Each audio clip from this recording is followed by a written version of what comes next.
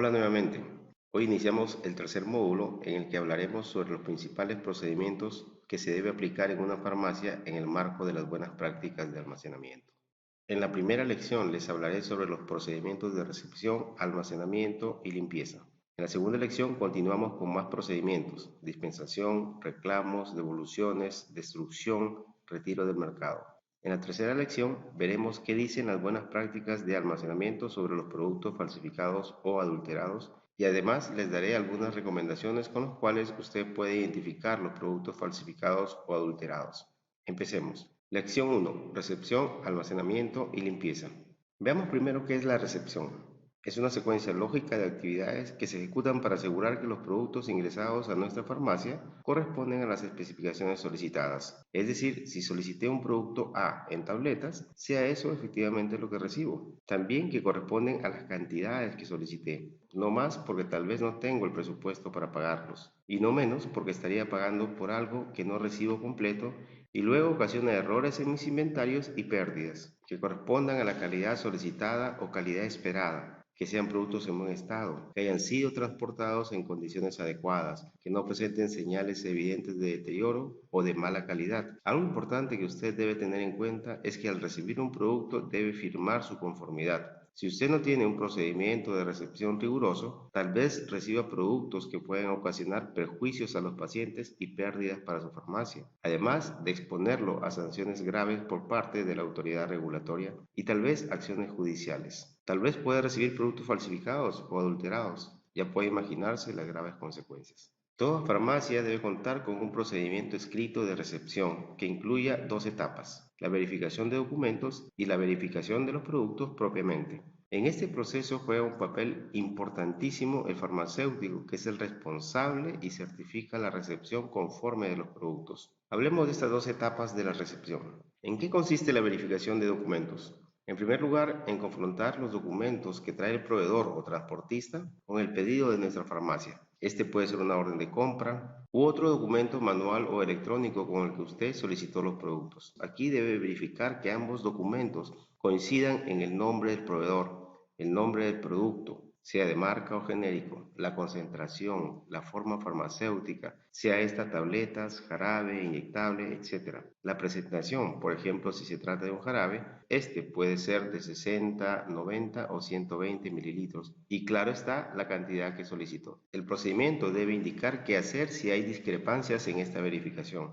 Por ejemplo, si en lugar de un producto en tabletas que solicitamos, los documentos indican un producto en jarabe, usted podría indicar en su procedimiento que se coloque una marca y se proceda a verificar el producto. Si el producto es tabletas, entonces se trata solo de un error en el documento que puede ser subsanado. Por lo tanto, el procedimiento puede orientar a que el producto se coloque en el área de cuarentena y se otorgue un plazo para la subsanación. Pero si, por ejemplo, el documento tiene el nombre de otra farmacia, definitivamente esto no se puede recibir. Al finalizar la recepción, debe completarse una constancia de recepción donde se indique los productos que se recibieron, que se realizó una evaluación y las observaciones si fuera el caso. En algunos países se exige la elaboración de una especie de acta de recepción con la firma del farmacéutico. Esta se anexa al documento de entrega y se archiva. El formato no es estándar, usted puede elaborar un formato propio. En otros lugares se acepta como constancia el mismo documento de recepción donde se colocan las firmas y las fechas respectivas, además de las observaciones si fuera el caso. La segunda modalidad es más práctica, más aún si tiene periodos de reabastecimiento cortos, como lo tienen hoy en día muchas farmacias. Una tercera opción podría ser que el documento de entrega del proveedor tenga además una sección de conformidad. Allí se colocan las firmas, fechas u observaciones. En este aspecto tenga en cuenta las regulaciones nacionales, o si usted trabaja en una autoridad regulatoria, analice cuál es la mejor opción para hacer que este proceso sea más eficiente. Si usted decide trabajar con un acta de recepción, aquí le muestro un modelo.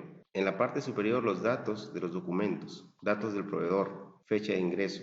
Luego los datos de los productos con columnas donde se debe marcar si es conforme con un check y si no con una X. Tiene aquí el estado del embalaje o empaque, el estado del envase inmediato, es decir, la caja del producto, el estado del envase inmediato, es decir, el envase que contiene directamente el producto, detalles del rotulado, que es importante, en el idioma mayoritario del país y con datos como principio activo, autorización sanitaria del país, lote, fecha de vencimiento, entre otros. Y finalmente, el color y aspecto del contenido. En la parte inferior, observaciones si las hubiere y las firmas respectivas. Si la verificación de los documentos es conforme o hay observaciones subsanables, por ejemplo, se consignó mal la fecha, no se consignó la dirección u otra observación subsanable, usted puede continuar con la etapa de verificación de los productos, la cual consiste en primer lugar en asegurarse de que los productos físicos son los mismos que figuran en los documentos y claro, es el mismo producto que usted solicitó. Si no coincide, no se puede recibir. Luego cuente, puede hacerlo contando una muestra o todo el producto, abriendo cajas inclusive. Si las compras son muy grandes, tal vez usted pueda contar solo una muestra de un 20% o más, o tal vez pueda establecer algún criterio,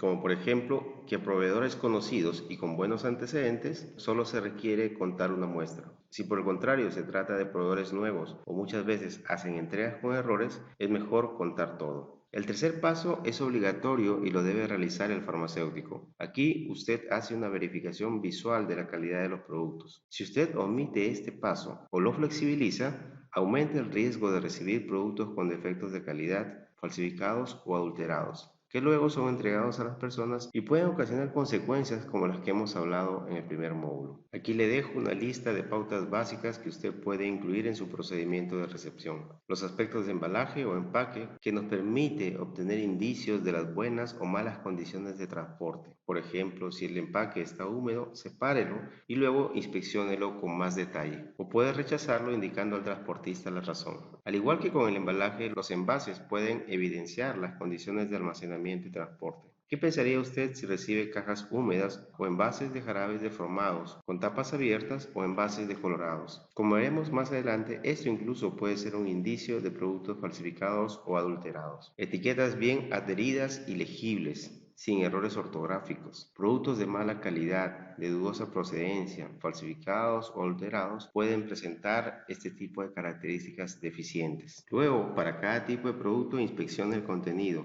si el envase lo permite, o puede pactar con el proveedor la posibilidad de que le entregue una o dos unidades adicionales para poder realizar la inspección abriendo el producto. Tenga en cuenta que algunos productos presentan características especiales que no necesariamente son señales de mala calidad. Por ejemplo, algunas soluciones muestran precipitados, algunos polvos para suspensión contienen gránulos, algunos inyectables pueden tener aspecto túrbido. De allí la importancia de que el farmacéutico sea quien certifique la conformidad de la recepción. Pasemos ahora a almacenamiento.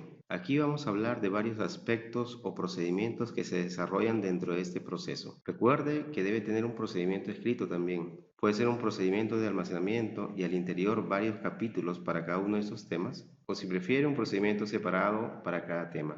Yo prefiero trabajar con un solo procedimiento. Ubicación. Una vez recibidos los productos conformes, estos pasan al área de almacenamiento donde deben ser ordenados bajo algún método establecido. En realidad no hay un método estándar. Puede ser un lugar fijo, es decir, el producto se coloca en un solo lugar siempre, o puede ser fluido, donde el espacio a usar se divide en varias zonas y los productos son ubicados de acuerdo a la disponibilidad de los mismos. O puede utilizar la combinación de ambos métodos. A esto se llama semifluido.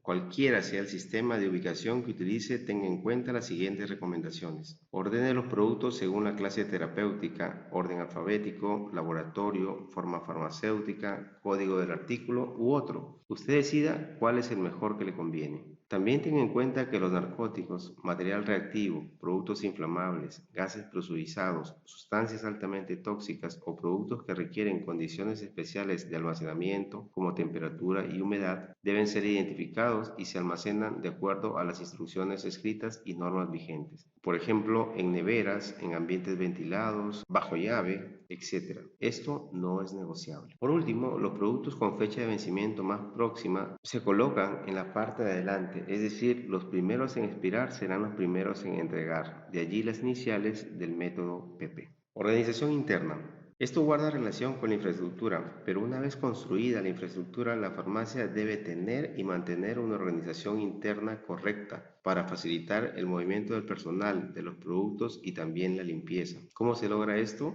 En primer lugar, teniendo áreas organizadas en un sentido unidireccional de los productos. Ya hablamos de esto en el módulo anterior. Tiene que haber una distancia adecuada entre los estantes y paletas, esta no puede ser menor de 60 centímetros. O si las regulaciones nacionales establecen otras medidas, aplíquelas para que no tengan observaciones. Estantes y paletas a una distancia adecuada de la pared. Suele establecerse como norma una distancia de 30 centímetros. Esta distancia tiene como propósito alejar los productos de paredes calientes, proveer un espacio para la circulación de aire y facilitar la limpieza. En algunos lugares hay discusiones sobre este tema. Por ejemplo, usted puede tener una pared que no tiene contacto con el sol, por lo tanto no se va a calentar. Los estantes están adheridos completamente a la pared, por lo que no hay necesidad de limpiar entre la pared y el estante. Y por último, los productos que están en los estantes están a la vez separados 10 o 15 centímetros de la pared. ¿Qué piensa usted sobre esto? Estantes y paletas organizados de manera que no dificulten el tránsito del personal. No los coloque en forma de laberinto,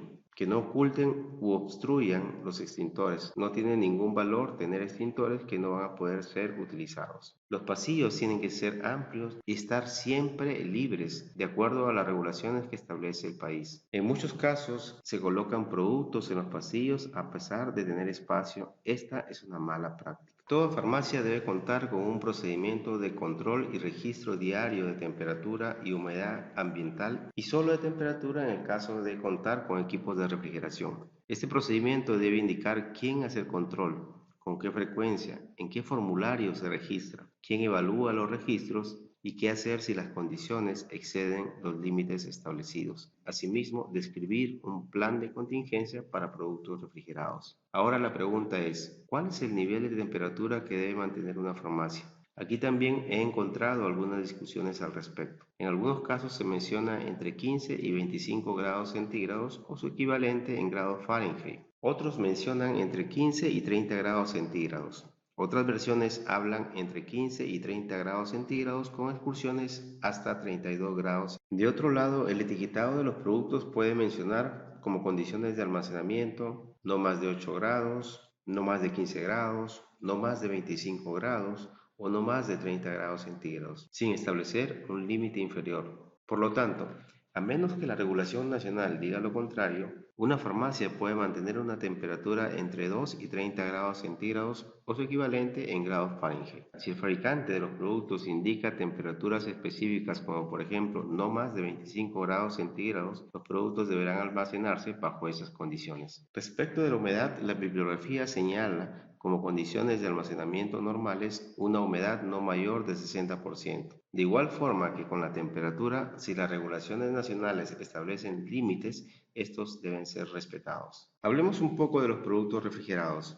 Estos requieren mantener una cadena de frío desde la recepción hasta la entrega a las personas. Para esto, usted necesita incluir en su manual de procedimientos el manejo de productos refrigerados, cómo y bajo qué condiciones se reciben, cómo se almacenan en los equipos, cómo se controla la temperatura, cómo se entrega a las personas, entre otros aspectos. Se requiere utilizar equipos de refrigeración, de preferencia equipos especiales para medicamentos. Si utiliza neveras domésticas, trate de no abrirlas frecuentemente. Además, coloque paquetes fríos en la parte superior y botellas de agua en las puertas y en la parte inferior. Trate de no utilizar equipos con puerta de vidrio. En cualquier caso, debe tener un plan de mantenimiento y un archivo con el registro de estas acciones. Cuando digo plan, me refiero a un cronograma que indique en qué mes se tiene planificado hacer un mantenimiento preventivo de estos equipos, de las instalaciones eléctricas, de los aires acondicionados u otros equipos. Más adelante le mostraré un modelo. También debe tener una alarma que alerte del corte del fluido eléctrico y de esta manera aplicar el plan de contingencia, el cual debe indicar qué hacer ante esta situación. Por ejemplo, colocar los productos en cajas térmicas, comunicar al farmacéutico, reparar inmediatamente los equipos o reponer el fluido eléctrico. Una vez restablecido o reparado el equipo, estabilizar la temperatura y luego recién colocar los productos dentro del equipo nuevamente. Como mencionamos antes, la temperatura de estos equipos también tiene que ser controlada al menos 2 veces al día. Es recomendable utilizar termómetros calibrados con un cable externo que se coloca dentro del equipo y permite leer la temperatura sin tener que estar abriéndolo. Si entrega un producto como la insulina a un paciente, Tenga en cuenta que debe hacerlo conservando condiciones adecuadas. Por ello es recomendable contar con materiales de despacho adecuados o exija al cliente que lleve este material cuando acude a comprar o a recoger el producto de la farmacia. Iluminación y ventilación. Se debe establecer un procedimiento para mantener una adecuada iluminación y ventilación dentro de la farmacia. Este puede decir que en forma diaria al iniciar la jornada se verifique si las luminarias o los equipos de ventilación como el aire acondicionado o extractores funcionan correctamente y qué hacer si no. Ambos aspectos deben ser considerados desde el diseño y construcción de la farmacia. Si no fueron considerados, es probable que tenga que realizar inversiones para mejorarlos. La iluminación, sea natural o artificial, debe ser tal que permita el desarrollo de actividades de forma segura. Dependiendo de las regulaciones de cada país, esta puede variar entre 200 y 300 luxes, que es la medida de iluminación, y se utilizan equipos como el que está viendo ahora para hacer la medición. Si utiliza iluminación natural, asegúrese de que los rayos solares no incidan sobre los productos. La ventilación natural o artificial debe permitir una adecuada circulación y renovación de aire dentro de la farmacia. Este debe ser mayor en las áreas donde almacena productos que pueden ser tóxicos. Como mencioné antes, asegúrese que la iluminación y ventilación artificial se encuentren en buen estado. Incluya estos equipos en el plan o cronograma de mantenimiento periódico. Control de inventarios o control de existencias. Toda farmacia debe llevar un control de sus inventarios o existencias. Para ello debe contar con un procedimiento que describa cómo se realiza, qué es lo que se registra, con qué frecuencia se verifican las existencias y los registros, quién y cómo hacen la verificación, conteo o inventario, y qué hacer en caso de discrepancias entre el conteo y los registros. El registro de inventarios o existencias puede ser manual o computarizado, pero debe incluir cuando menos la cantidad, lote y fecha de vencimiento de los productos. Se debe hacer una verificación periódica de los registros y las existencias físicas. Esto se hace mediante conteos o inventarios periódicos. Sin embargo, no solo se debe pensar en contar y contrastar con los registros, sino que a la vez se debe identificar las existencias excedentes. Tal vez hay demasiada cantidad, entonces debe tomar acciones para evitar vencimientos, verificar si existen pérdidas y tomar acciones a tiempo, controlar la fecha de vencimiento de los productos para retirar los vencidos o para dar rotación a aquellos productos que están próximos a vencer. Verificar el estado de conservación de los productos, es decir, mientras se va contando, puede hacer una inspección visual rápida, separando los productos sospechosos para una inspección más detallada del farmacéutico. Si hay discrepancias entre los registros y las existencias físicas, el procedimiento debe establecer qué hacer. Sin embargo, considere que pueden existir errores. Por esta razón, le sugiero que su procedimiento contemple cuando menos un segundo conteo por una persona diferente. Luego, la verificación de documentos y después de esto tomar acciones correctivas y hasta acciones legales si fuera el caso. Control de fechas de vencimiento.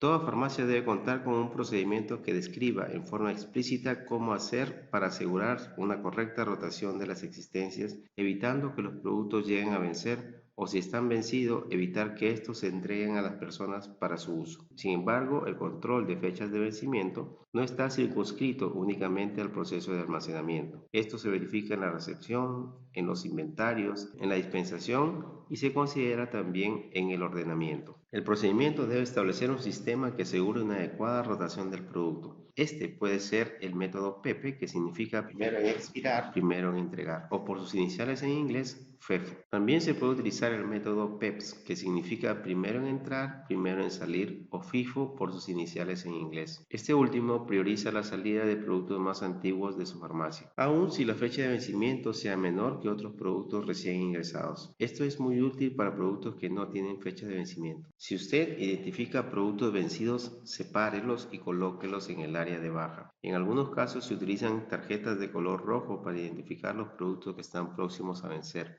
Otros suelen tener un área separada para los productos que vencen dentro de los siguientes 3 meses. Una vez vencidos, se colocan en el área de baja. Todo esto debe estar escrito en su procedimiento. Algo que usted y todo el personal de su farmacia debe saber es que no es cierto que los productos tengan hasta 3 meses de vigencia después de su fecha de vencimiento, ni siquiera un solo día. Incluso algunos productos pueden no ser utilizables antes de llegar a su fecha de vencimiento si las condiciones de almacenamiento no fueron las más adecuadas. Al momento de elaborar sus procedimientos debe considerar los aspectos obligatorios sobre seguridad y mantenimiento que exigen las buenas prácticas de almacenamiento. Estos incluyen limitar el acceso solo a personas autorizadas. Para esto coloque un letrero en estas zonas y asegúrese de cumplirlo. Evite la acumulación de materiales combustibles. Su procedimiento de recepción, almacenamiento y dispensación debe indicar qué hacer con los materiales de empaque que no utiliza o dónde y cómo almacenar los materiales que utilizará para la dispensación. Aquí es de mucha utilidad un zafacón de tamaño apropiado. Los extinguidores de fuego deben estar permanentemente con carga vigente. Usted debe incluir su recarga periódica en el cronograma de mantenimiento, pero también debe adiestrar al personal una vez al año. Para hacerlo, puede utilizar los extintores que piensa recargar. Puede ser un entrenamiento interno, es decir, realizado por el propio personal de su farmacia. Debe contar con normas de seguridad personal que apliquen a la farmacia. Este debe decir qué hacer en casos de accidentes o emergencias, además de normas de trabajo y seguridad preventivas exigidas por las regulaciones de cada país. Por lo general, suelen existir documentos estandarizados que usted puede utilizar sin mucha complicación. Tenga en cuenta que no solo se trata de tener documentos, sino que su personal los conozca y que los practique. Por esto, debe distribuir copias controladas al personal e incluirlo en el plan de capacitación que hemos hablado en el módulo anterior. Usted notará cómo van pegando las piezas ahora. Es obligatorio el mantenimiento periódico de las instalaciones eléctricas. Este, como todo mantenimiento preventivo, debe ser registrado en un cronograma de mantenimiento, el cual se elabora a inicios de cada año, pero sobre todo se debe ejecutar y cada vez que se ejecute mantenga en sus archivos la evidencia de que realmente se realizó. Puede ser, por ejemplo, la factura del proveedor y en algunos casos es importante un informe resumen de las acciones realizadas. Muchas veces las empresas que brindan mantenimiento tienen esto estandarizado. El cronograma de mantenimiento que he mencionado varias veces no tiene que ser algo complicado. Puede ser algo como esto: un cuadro con los equipos e instalaciones, luego la fecha en que se realizará, imprímalo, fírmelo y ejecútelo. Limpieza. Toda farmacia debe contar con un procedimiento que indique la frecuencia, métodos y materiales utilizados en la limpieza, así como el registro de esta actividad. Todas las áreas deben estar limpias, libres de desechos acumulados, de insectos y de otras plagas. Como política, toda farmacia debe destruir los envases de los productos antes de su eliminación.